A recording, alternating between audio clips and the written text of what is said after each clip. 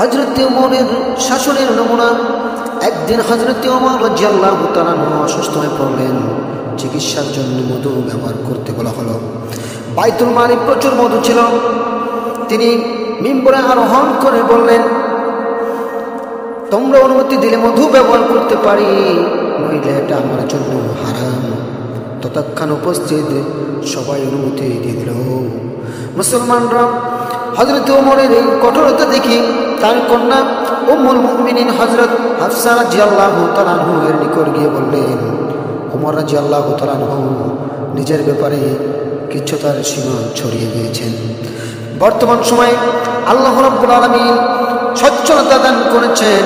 যুদ্ধরত সম্পদ থেকে তার ইচ্ছা মতো প্রয়োজন মতো গ্রহণ করা উচিত। মুসলমানদের পক্ষ থেকে তাদের রূপ ব্যবহার করা, মুসলমানদের পক্ষ থেকে তাদের রূপ করার পূর্ণ অনুমতি রয়েছে।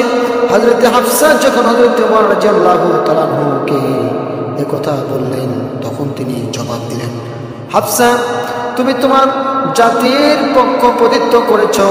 আমার পরিবারের ভুক্ত লোকদের আমার জান ও মালের অধিকার রয়েছে, কিন্তু আমার ধর্ম ও আমার উদ্ধারে কোনো অধিকার নেই। তিনি নিজের প্রজাদের মধ্যে সাম্যের উপর অত্যাধিক গুরুত্ব দিতেন।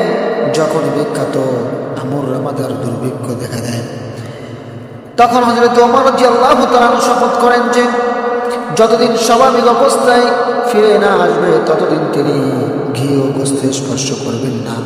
তিনি এই প্রতিজ্ঞা অক্ষরে অক্ষরে পালন করেন।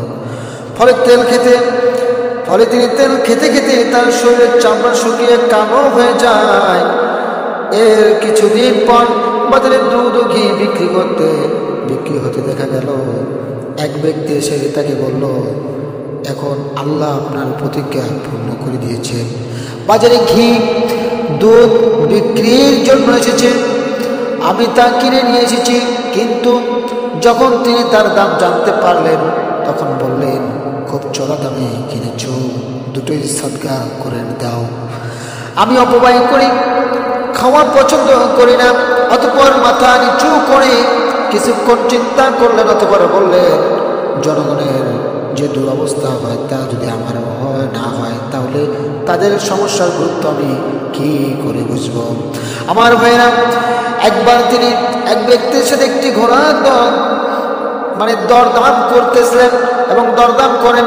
এরপর পরীক্ষা নিরীক্ষার উদ্দেশ্যে সেটা সাওয়ার হয়ে দৌড়াদৌড়ি করে ইত্যবসরে ঘোড়াটি ঠোকর খেয়ে পড়ে যায়, তার পা ভেঙে যায়। তিনি ঘোড়াটি নিতে অসম্মতি প্রকাশ করলেন।